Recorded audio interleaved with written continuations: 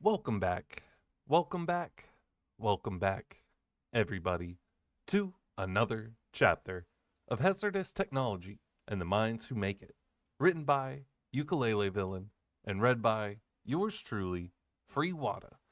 We are back here today after having a nice big into part two.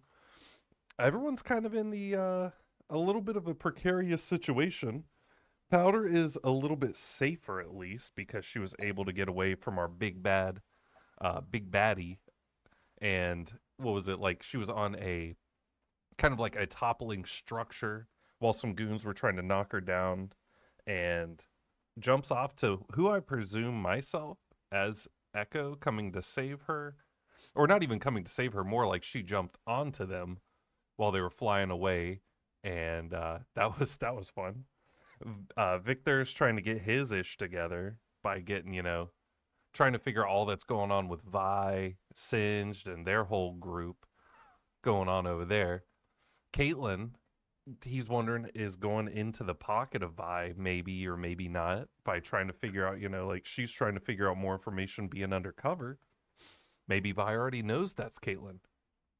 But there's only one way to find out, and that's to keep on going.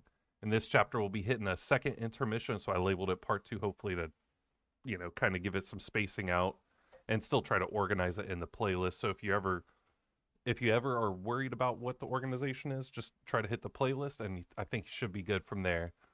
Otherwise, the chapter end notes for the author or from the author. As always, the encouragement and engagement with this story has meant the world to me. It's meant the world to us too, I think, at this point. It's got us hooked, I'd say. Y'all, let's get back into it with the second intermission. Caitlin's perspective. Caitlin was almost 26 years old, and her feet had never touched the bridge that connected her home with its parallel reflection in the Undercity. Her souls, nor eyes, nor mind knew of Professor Heimerdinger and Professor Stanwick's construction of those illustrious sun gates, whose guarding statues had not turned their eyes from the bloody sieges that greased their ironwork. Caitlin did not cross into the Undercity through the sun gates, though. Jace had barred the entrance and exit, causing an already early mass of citizens to loiter and argue with Sheriff Marcus and his lieutenants. It was odd to Caitlin. So many enforcers insisted on wearing their full breathing apparatuses, even on the bridge. It was like they were afraid the Undercity goers would drag the air pollution up to the gates of Piltover itself. The blockade was technically still being built, so Caitlin purchased a ticket on the bathysphere gondola and pulled her hood tight to her ears as the mechanical side structure began to descend from the locked port side of Piltover. These gondolas would also close soon. They were open because they were afforded the luck of a slow-moving bureaucracy. Before Caitlin had left, she had gone to Victor and Powder's apartment. An easy kick to lower half of the entrance's base, and she had found her way into the personality of their cluttered living domicile. Victor liked to pile paper into towers that made a miniature city around his desk chair, and Powder seemed to graffiti on everything, including the walls. The clear accents of their relationship included evidence that they were both fans of having books stacked on the floor, instead of putting them back on the shelf, both prone to fires on the stovetop, and both very good at leaving nubs of chalk rolling around that crumbled under Caitlin's careful shoes. An eerie silence had been in the house. Tasks, left half done, led her from one area to another, and then a realization. Caitlin had slowly hypothesized the girl had run away from the lack of lights and the locked windows. The confirmation was that Powder's pet lobster, a stolen animal from a dinner anecdote Jace had regaled Caitlin with before, had its tank oversaturated with pellets and fish sprinkles. Someone had clearly expected they would not be returning for an undisclosed amount of time. Powder's too rash, like Jace. It was stupid of them to have not put Powder under watch, not arrest her per se, but found a way to keep her close while they were investigating. She would have broken out. There's no way anyone could have kept Powder by their side for long. She could have helped me. She's surely in the Undercity now. Shit. Jace had asked Caitlin to be the head of the operation to find his friend, but had also begged a few more large favors of her. Go to Marcus's authority on the matter, report strictly to Jace as a counselor, ensure that she was disguised on the job. She was an enforcer, not a spy. Her mother, who was furious with Jace, had left her with the parting shots and sage advice that Caitlin was losing herself to grand visions of vigilantism. Caitlin, of course, had years of practice and denied the shallow, emotional manipulation from her mother. Yet there was a happy twist in her chest when she saw the twitch in Marcus's eye after she'd informed him simply that she was in the employ of House Talus and classified work. Caitlin found herself easily sipping this vintage of power. Worse, Caitlin found herself enjoying this vintage of power. Her mother drank it deeply and often, judgmental of Caitlin's choices all the while. Another warm and giddy twitch ran through her at the thought that even her mother didn't know the exact details or logistics of her mission. Jace, though, he'd always agreed with her mother on keeping Caitlin safe in Piltover, was desperate to get his friend back and helped with the secretive nature on his end. She would now finally get to see the world for what it truly was. She would prove herself to Piltover. It was strange, these feelings and anxieties mixed with desires. Piltover needed healing, though. Piltover needed her. I suspected there was a single mind behind the Undercity's violence. I knew it and had no path towards proof. There was a single snake that had been eating the world, and Caitlin would smash its head against her heel. Jace had only begun to believe her because something directly precious to him was at stake. She closed her eyes and pushed Jace from her mind to look towards the Undercity and the lanes. She had one clue. A fight had broken out near the Sky shipping docks on Progress Day. Data indicated a gang known as the Firelights was primarily responsible. Crystallology gunpowder and bombs had lined the deck. Caitlin suspected the attacks were connected to Victor's abduction. The fight or mutiny of sorts on the docks had signs that friendly fire had been exchanged as well. Enforcer offices had cataloged hundreds of Firelights' dealings with Shimmer and body augmentations. Caitlin could recognize their symbols and graffiti tags, and they were her prime suspects. One leader, one gang, one face behind a mask, and behind it all. Slice the head off the snake, and the body shrivels. Caitlin turned to a window and feared that she would see a world that could breed crime and chaos. It wasn't beautiful, but it wasn't the hell that her mother feared and warned her of. There was a whole world of neon colors, gray and mysterious steam, well-worn and beloved contraptions and shops, all descending deeper and deeper. It was nothing like Piltover. It was unique and had clear signs of its own breathing culture. She memorized each layer, knowing their name and only now being able to put visuals to names. She had used a connector to the promenade level, which was made up of docks and seaside connections. The buildings bragged of barnacles on their sides and a heavy smell of fish. They went deeper, stopping for a woman and her son in the entresol level, also sometimes called the fissures. The woman and her son shared an SO filter, taking in breaths from the apparatus. Caitlin felt her lungs begin to squeeze as they finally arrived in the sump level. Neon lights advertised pure air, fresh air, and pilty air. She hadn't brought her enforcer breathing apparatus because it would have given her away, but she now desperately wished for it while her lungs adjusted. A tap on her shoulder interrupted her pathetic cough. The boy sitting across from her was offering the SO filter shyly. Caitlin hadn't heard him approach. "Are you lost, miss?" "What gave it away?" she tried to whisper. Caitlin never wanted children of her own, but she went out of her way to be kind to them after years of diplomats sneering at her when she had gently tugged on her mother's skirts. "You smell weird." He ran back to his mother, leaving Caitlin confused as the bathysphere gondola clunked to the floor of the valley. The woman's attention pricked Caitlin and made the hairs on the back of her neck stand to attention. The young enforcer nearly leapt out of her skin when the mother stood up, approached, and asked plainly, "Where's your stop?" Caitlin had spent a good chunk of her childhood lying to her own mother. This interaction was already so outside of that realm that she was frozen. The woman sighed when Caitlin stammered, "There's a place. One layer up. You should catch your breath there. The woman noticed Caitlin's further confusion. There's no shame in falling from grace. It happens to all of us. The boy was peering from behind his mother's knee as she handed Caitlin a scrap of cloth, tough in nature with little geometric patterns and a cross in the circle of the corner. The mother must have thought Caitlin was a Piltover exile. It happened enough that there was a name for those who were cursed and shunned from the City of Progress: the runoffs. Criminals who had done time in Stillwater and had no homecoming from Piltover came to the Undercity. Those who defaulted on their debts, and shimmer addicts alike, they all became runoffs. The family left the bathysphere, and like ghosts they vanished into the busy streets. Caitlin coughed into her elbow. The cloth wasn't just a pretty pattern. The diagonal lines and odd circles were reminiscent of the map she had built for herself of Piltover and the strings of crime.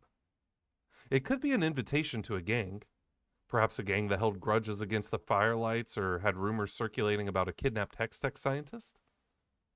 The pathways, many of which required scaling buildings and sides of power lines, were treacherous.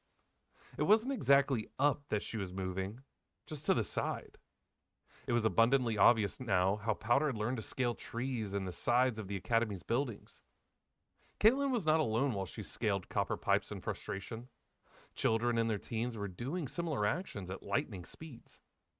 When Caitlin showed one of the children the map, their eyes narrowed and they demanded coin payment. When they received a few loose coins in her pocket, they looked reverently at her. They could have conned her out of more, or taken her the wrong way. Instead, they led her to a tunnel alongside the side of the canyon's walls. She hesitated. Only Jace knew where she was, boldly moving forward, with her hand held to the side of her waist, her pistol and unfoldable rifle hidden by a trench coat. Caitlin let the darkness swallow her. The tunnel led to stairs of stone, a winding staircase that was like a long tongue that stopped at the back of a throat that was an iron door. To understand the Undercity's architecture was a marvel, and the task could boggle a fourth-year Academy engineer. Caitlin cleared her throat, knocked on the door, feeling foolish and following a protocol anyway. Her mouth hung agape as the door swung open to do the same. A well-tattooed man, with symbols of the Undercity's favorite iconography of the paganist goddess Jana all over his face and forearms, raised a thick eyebrow that pulled at his pale skin. He opened a hand, and Caitlin had just enough sense to hand the map over. She was surely being recruited for something. The man started moving into a hallway, expecting Caitlin to follow. In a low voice, he droned, "You know, rules are the same as Let's Drop. Keep your weapons, but if you draw them, then you're going to find a whole lot of enemies." Caitlin, in fact, knew none of that until he said so. It was at least easier to breathe. The smell of the sea's air was nearby. Had they already climbed this far? The bathysphere had been a foolish choice. The room they arrived in was a retro nautical theme that had plastic flotations, paintings of fish and crabs on the walls, and factory catwalks painted a cheerful turquoise blue. It was not so much a gang meeting, no hardened knife wielders or their ilk, but an array of Undercity folk opening clothes and talking in hushed and happy tones. Shame washed over her. Caitlin had been fooled by her mother into expecting a hive of wretched scum and villainy. Unfortunately, it was her job to hunt down wretched scum and villainy, and there was none of that present in what was certainly a free-to-a-good-home style gathering. As she had moved to leave, a hush had gathered over the crowd. Gentle fervor entered the room, and her hair was pink, and she was Caitlin's age. And immediately, everything went wrong. Our perspective is switching to Jace. Going to take a sip of water here, too.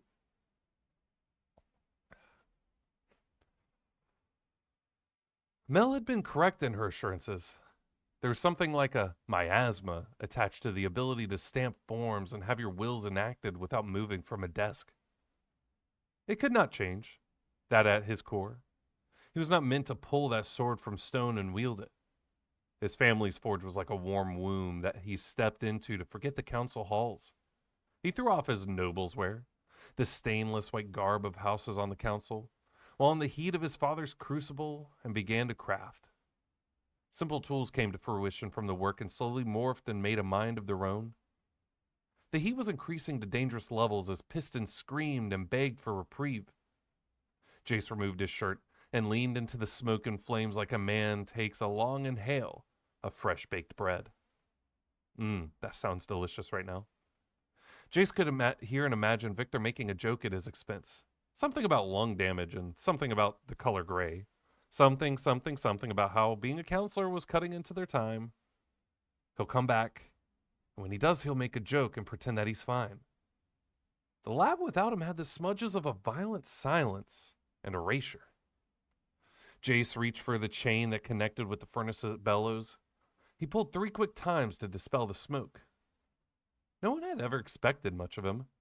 The tallest noble house was plain, and their estates unassuming compared to the rest of Piltover. He remembered the first month of Hextech, that violent evolution where suddenly he was thrust into a new era with hundreds of eyes on him. Around that time, when everyone was looking and asking Jace for favors, and to sign documents and to attend parties that were all crammed in a wave of adoration that was nearly suffocating, Victor had asked him a strange question. "May I keep this?" It had been an iron horse statuette with exaggerated filly's legs.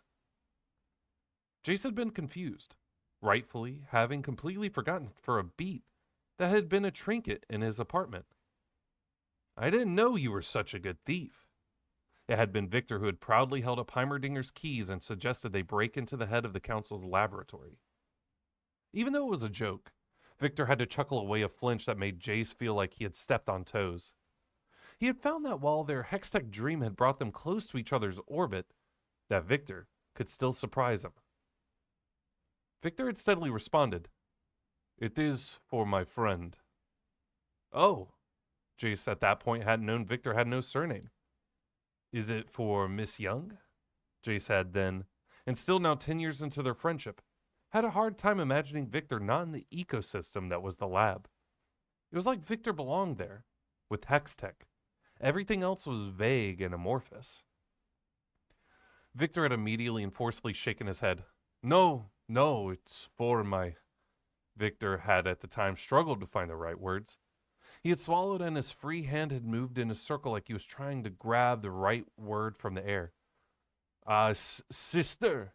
Yes, for my sister, the younger. Victor's accent had warped the word into sounding like sister. "I didn't know your family was around." Jace had swerved the sentence at the last second because he almost had said, "I didn't know you still had a family." An entire day of smiling through Piltover nobility games had been making him shove his entire foot into his mouth and down his esophagus. He then tried to be helpful. "Wouldn't she like a doll more?" "I don't know. I don't think she would want a doll. Perhaps, but..." "You don't know what toys your sister likes." He hadn't meant it to sound judgmental. It had been the day stealing any modicum of insight from him. Jace hadn't realized it then, but he was already starting to feel the immense pressure that it was going to be the rest of his life. Victor had then let out a long sigh, pulled Jace aside, and came clean about it all. The girl had been found under some rubble. The council had already put Jace on trial. The Undercity had lost its sheriff in the investigation for culprits. The new sheriff had closed the case, and Heimerdinger entrusted him to care for the girl. Jace had come to his own conclusions, the ones that Victor refused to say. Heimerdinger had carelessly placed an intense responsibility onto Victor right before he had decided to move on to the next chapter of his life with Hextech. Was it jealousy? Heimerdinger used to joke that I had corrupted his favorite student. Jace was thrown back to the present by the heat. He took a sledgehammer and began to aimlessly pull softened metal from the fire and shape it with heavy and precise hits. Hammer work is such delicate art, Mel's smooth voice teased him, and Jace luckily had enough mind to not be spooked when she snuck in. He wasn't angry at her intrusion, only bemused and surprised to find himself thinking that he should have shown her this place earlier. He turned, and she was there in the doorway. She and Victor know me acutely and in totality, like binary stars circling me. They are perfect gears to fit into this dream's mechanism. When did I get poetic? It had been a strange and brief set of time, enough to shake his resolve in the world. It had to be the council rubbing off into and onto him. "How did you find me?" Jace asked. "As I said." Mel, in 3 slow, controlled movements, was beside him, and Jace felt not an ounce of shame around her. A very rare and comfortable place to be in for him. "You're famous. You're a leader now, too, and a beloved one at that. The blockade has caused a stir amidst the rest of the council, of course, but more so because they cannot admit that the idea has been in volley between them for years. Councillor Kiraman had suggested something similar 2 years ago. You've caught their attention." "Are you sure?" He moved his shoulders in circles to release a tension that had been lying in wait for him since. He was unsure the genesis point for it. He had guesses. His trial before the council, his sabbatical to the deserts for Christology, the vacation in the snowy mining colony gone wrong. But no definite line of theory. Jace heard the echo in his head that said he only wanted Mel's attention. Instead, he said, "Marcus brought me reports on the Firelight's gang going back to an incident occurring close to sky shipping docks on Progress Day. They were already here in the city conspiring against us. First with Shimmer and now with calculated abductions. I thought putting magic into their hands would change everything. But now I think they'll just squander everything I could give them." Mel spliced right to the issue, though. The real one that had him by the throat. "There is more that is bothering you. Is it, Heimerdinger?" It was not a question at all. Truly, it was something asked as a leading point or open door. Jace envied her power, and it was supremely grateful he did not have to be brave enough to bridge the more difficult subjects. "Does he even care?" Jace's throat closed towards the end of the sentence. He was mortified with himself. Heimerdinger had mentored Victor, but the Yordle seemed toxically and happily detached. Was it a maintaining of his prestige to keep the council together? The Undercity had been festering beneath them and had literally stolen the father of Piltover's apprentice. "It makes me sick knowing that any of us could be stolen, but that even my own partner means nothing to him." Mel, Jace marveled, that she had once been Counselor Medarda, distant and unknown, looked into the forge. Her dangling earrings reflected the molten heat against her dark skin, and she turned her deep, golden eyes to him. Her eyes were eerily similar to Victor's. "Heimerdinger's inaction has brought us to a crossroads. Perhaps it's time we take our own countermeasures." "Heimerdinger would never allow it." The unsaid "it" lingered. They both knew what he meant. "If we're lucky, we'll never have to use them." She sounded exhausted when she said it. He had never believed in luck. Like Victor, Jace had only ever believed in himself. But unlike Victor, Jace had still so desperately needed the rest of the world to believe in him too. "Victor, he would say this wasn't why we made Hex Tech." Mel's eyes flickered. Something unknowable there as she had turned back to the fire. "I'm in exile from my family. Piltover is everything to me. It's almost sad that She paused. "I sometimes think I still would burn down the whole world to save them all, even if they'd hate me for it, even if they wrote me as the villain." "I find it hard to believe anyone could hate you." She laughed at that, hearty, smooth, like tinted glass, but utterly disbelieving. Mel left them with a simple assurance that she could handle the council until they were ready. The Genesis was a hammer, like his father and his father's father. Then followed gauntlets, and a prototype of a rifle. It was strange, the way his hands moved on their own accord. We're moving into Silco's perspective. Ooh, okay. I think this is our first Silco perspective. His eye was twitching, the colors fading from view as fuzzy floaters and red seeped into him. Carefully, And with a weary practice, Silco loaded the spring-based syringe and pushed the needle into his wounded iris. Shimmer surged through the wound, and he could see again through his eye in a hectic and violent purple. It was never easier, and it never became normalized. His hands wouldn't stop shaking. But the colors returned to normal finally. His second in command has pulled a decanter off the last drop's high-shelf brands and was nervously pouring herself small shot after small shot, getting the fine goods dripping on his carpet like a dare for him to snap at her. If Sevica knew he was considering this tick of hers a sign of nervousness, she'd rush to defend herself, all the more proving to Silco that the return of Vander's youngest, powder blue, charity case had shaken her. Sevica hated weakness. Creature comforts for all of us. Sevica was calculating, brutal, and efficient. What kept them together was Zone and a hatred of Piltover. They were both only human, a fact that both of them held at each other's throats like sharpened daggers. It was loyalty in its strangest form. He had no energy to push her so soon after failure for both of them.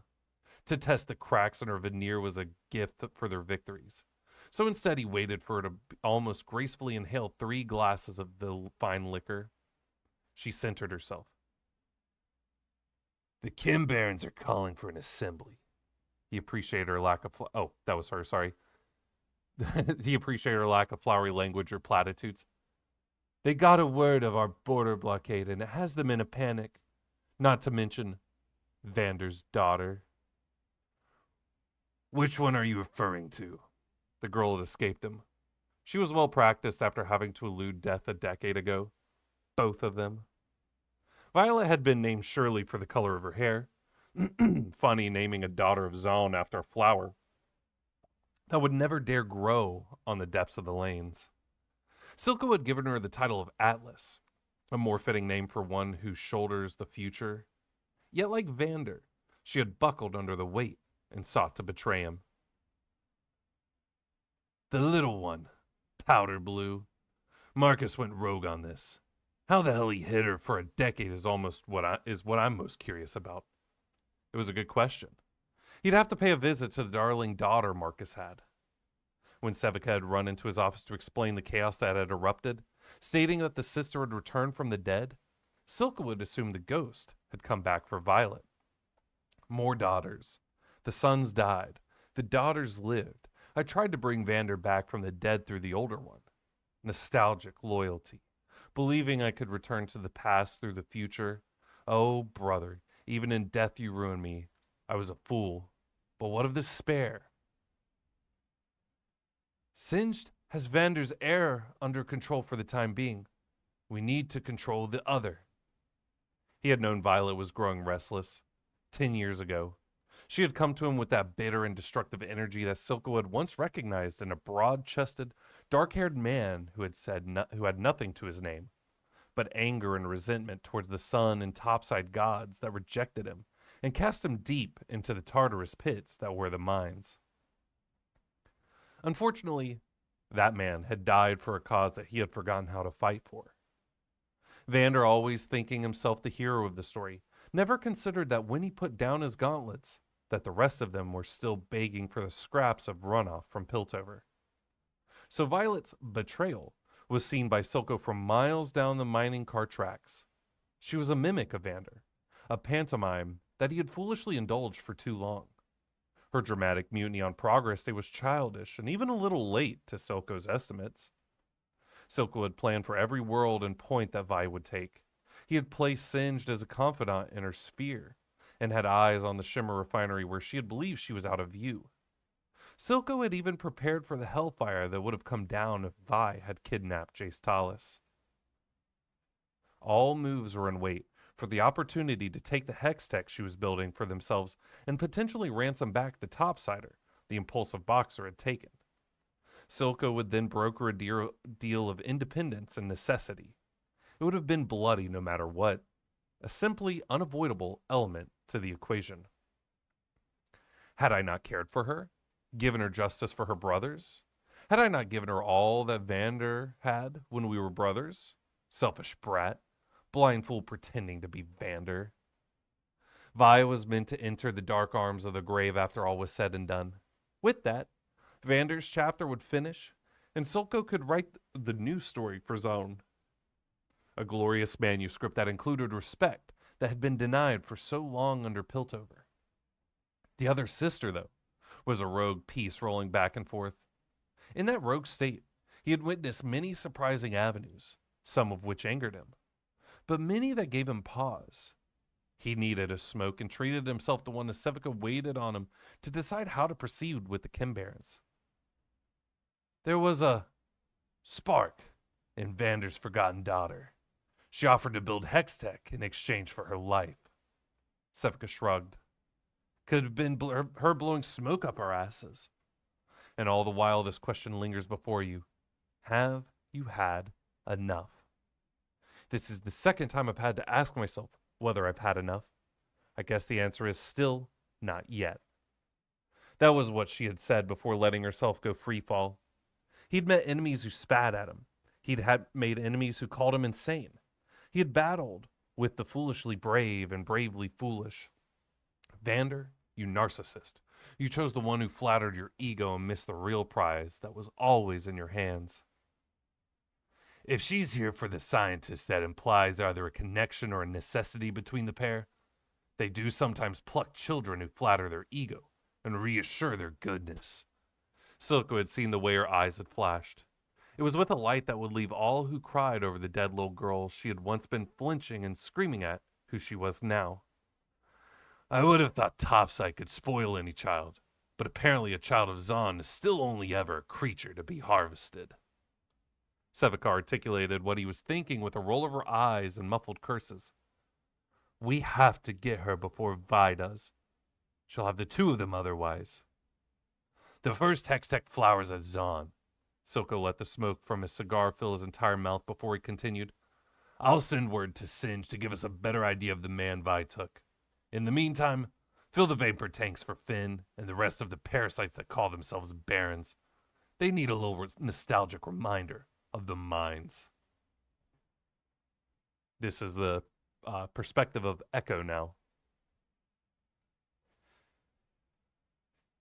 She crashed into his arms, and it was not sweet like a novelized drama or jukebox record tick.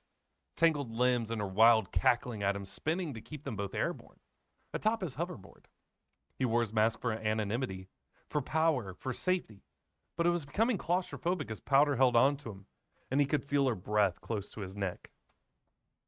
He and the Firelights had been hovering and waiting, watching Powder, the Pilty girl, negotiate with Silco. Echo was ashamed to say that he could hear his own heart thundering in his ears and blood moving through every I had a hiccup. Every artery in his body. Scar had been tilting his neck back and forth out of a nervous habit. And then the girl had fucking rolled off the tower. The girl had thrown herself to death right after promising the world to Silco in the form of the forbidden fruit of Hextech. Why did you jump? Echo had not spent 10 years dreaming of a reunion because there was no reunion to be had. He had been mulling over last words, phrases, and shouts, all for the ghost of a girl he had been inseparable from, but had ultimately been buried several layers above the Undercity in the land of sunlight. I took a calculated risk, but it was her. Up close, she still had that rounded, diamond-shaped face and chin. What had either been forgotten, no, what had grown up from that nervous, shy child was a wicked, deep-sea monster's grin that split her lips so wide that her glasses rubbed against her cheeks.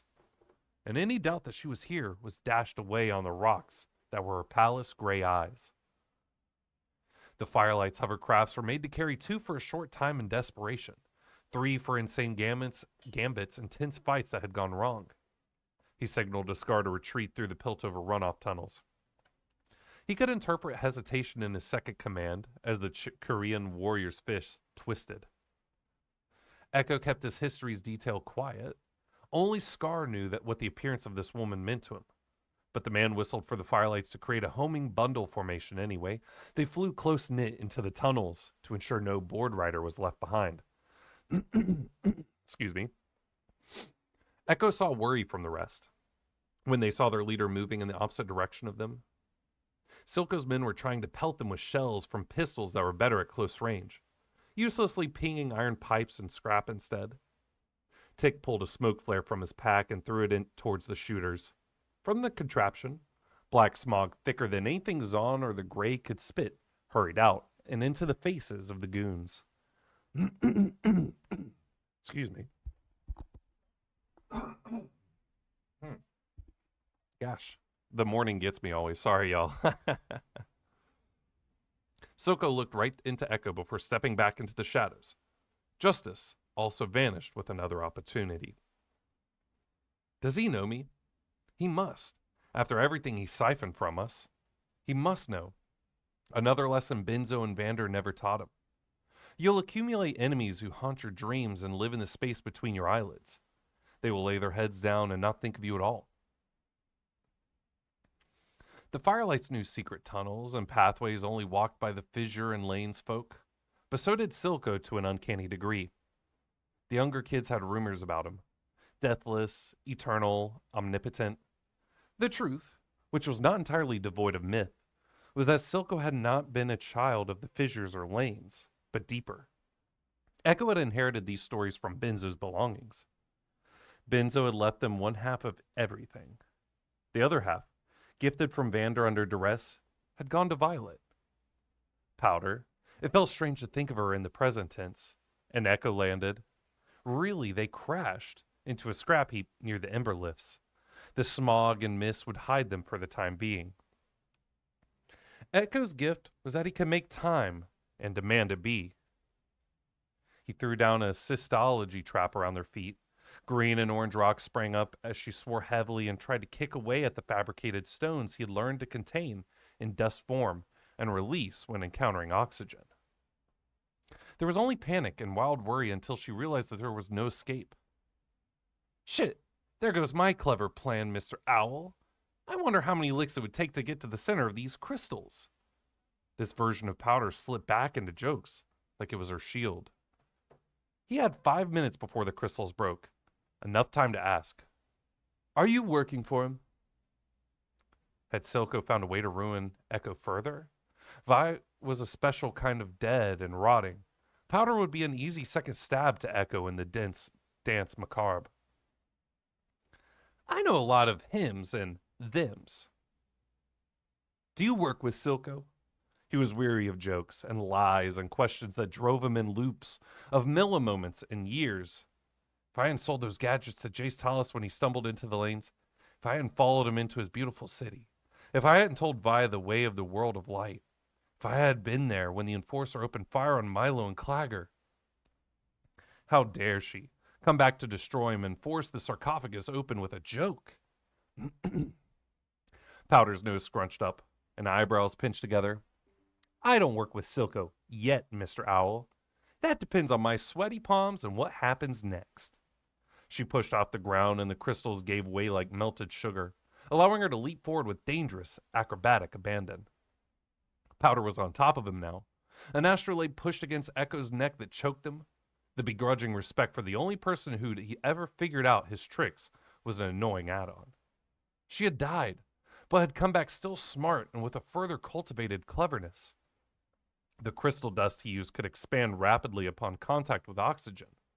The dust would form into a heavy material that could solidify against the target. Usually, Silco's goons struggled and fought against the trap until the material melted and could be easily broken after a 5-minute frame. The secret to breaking out in advance, though, was moisture. While the Firelights had swarmed Silco's illegal shipments in Piltover, watching men and women stronger and crueler than them struggle, Echo had pondered how escape was so easy and required only an ounce of patience. If you pressed a hand against a portion of the crystal and held it there for more than 15 seconds, you could get them to concave. Same with your knees. She must have done both. Even with the more pressing matter of the woman about to stab him in his defense, it was an impressive feat. Switching and flipping the game board like that, he was impressed by the play. Oh, I've been playing the game longer, Powder. Watch me. When Echo had discovered that time was another resource of the world alongside wind and water, he had then taught himself how to react and stockpile it. He had been hoarding instantaneous seconds for this exact situation. Powder pushed the astrolabe further into his neck. How about this? Echo removed his mask, flinging it haphazardly across the ground, a move done in an eighth of a breath. His reflexes had been sharpened to abnormal speeds. Powder sat up in the same manner. A frog jumps out of a boiling pot. He moved with her, using the space in between her propelling backwards to push up with his elbows. She was still on top of him. He'd have to deliver threats half under someone. Phenomenal. Wonderful. Great. Shit. You're looking good for a dead girl, Powder. Her face contorted and twisted. He made a mess of with a look like that. Echo felt guilt and victory over the way she was left speechless. Without his mask, he could hear his own voice faltering too. I'll ask you again. Do you work for Silco? The astrolabe clattered next to his head and she slowly caved against him. He flinched, expecting violence. Her shoulders moved up and down in shuddering shakes, though.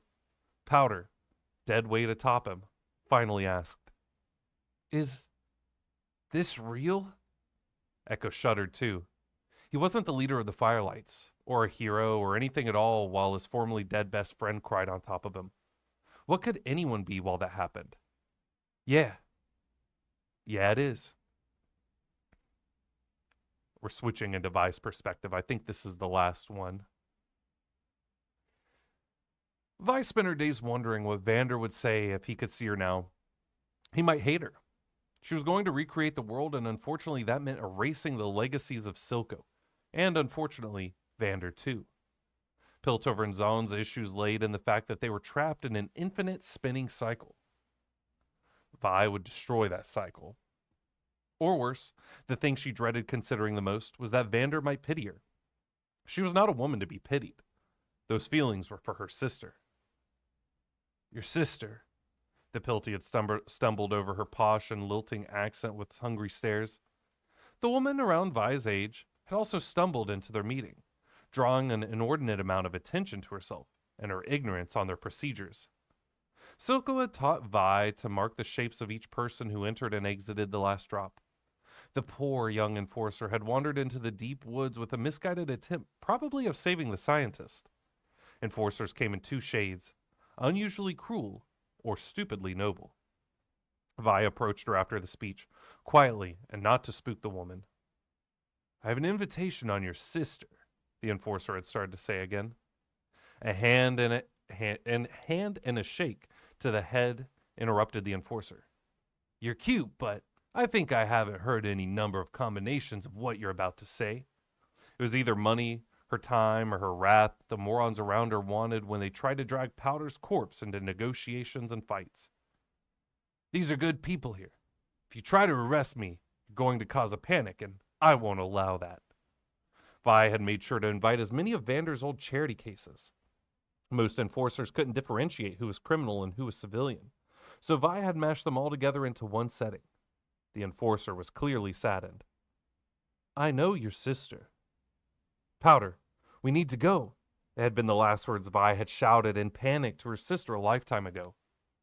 The enforcer could have shot her, and Vi would have been less angry. She would have been lying to herself if she didn't acknowledge the way her chest squeezed and the wind was sucked out of her blood and into the sentence. Vi laughed a little, an attempt to return to a higher ground. Okay, let's take a walk. The guard she had swayed to her side took a step back. The enforcer woman hesitated, and then followed. This one thought herself different from the rest. The enforcer woman was probably smart. She had found Vi already and climbed her way to the West Deluge tunnel entrance. But smart not always equaled wise. Like most people in Piltover, they wanted and believed easy stories. An easy story had a damsel, a monster, a martyr, a knight, bandits, and a magician. If she told Vi a lie, or was using this as a segue for her own ends, then Vi would dump her body over the railing of the docks. Pilties never had to consider who was writing their stories because their stories always went the way they wanted. They never considered that one day Vi would be their writer, their maker. The docks were quiet, save for the lap of waves against buoys and pillars. The enforcer looked around, realizing it was a pair of them. Where do you live in Piltover? Vi asked, like she was an old friend. The enforcer wasn't having it. I just told you your sister's alive. You want me to start crying about it? Can I give you some advice? The woman was now frightening Vi enough to make her hands itch. Knuckles wanted to connect with flesh and bone. The Pilty wasn't even trying to deny she was from Piltover. The enforcer huffed angrily in a manic disbelief. I'm telling you, I know you're smart, and you know how to make it seem like you have what people want. Vi could go for the throat and watch the woman soar over the railing. It would be a cartoonish death, and that would hurt the enforcers the most. But you're so sure you're the good guy, and you don't even realize when your enemy is right in front of you. She loves smoke and glitter bombs, the enforcer snapped back, eager to prove Vi wrong, and Vi felt the band of tension between them go tilting back and whip her in the face. She was no longer in control. Vi hissed, What's her name? Powder. She has no house surnames, as is customary from Undercity children, so she went around with the pseudonym Fisher occasionally. A lifetime ago, Powder and her had thrown concrete into Fissure ponds. Powder had looked up at her and smiled. Vi, I saw a fish. Who's her favorite inventor?